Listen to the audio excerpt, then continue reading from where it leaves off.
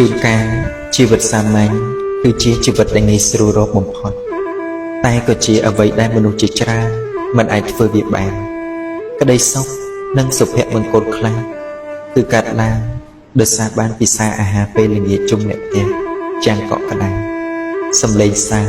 ព្រោះរឿងកំប្លែងដែលនិយាយប្រាប់គ្នាមើលទូរទស្សន៍ជុំគ្នាព្រឹកឡើងក្រោកមកដណ្ដើមបាយកកគ្នាហូបឃើញស្នាមញញឹមរបស់ឪពុកម្ដាយតែគួរឲ្យស្ដាយរឿងដ៏ងាយស្រួលក៏คล้ายទៅជារឿងពិបាកនឹងមានទៅវិញកុំស្វែងរកក្តីសុខក្រៅផ្ទះរហូតភ្លេចគិតថាពីតូចក្តីសុខរបស់អ្នកគឺការបានគេងអោបទ្រូងឪពុកម្ដាយស្ដាប់ចម្រៀងពួកគាត់ច្រៀងបំពេតែប៉ុណ្ណោះ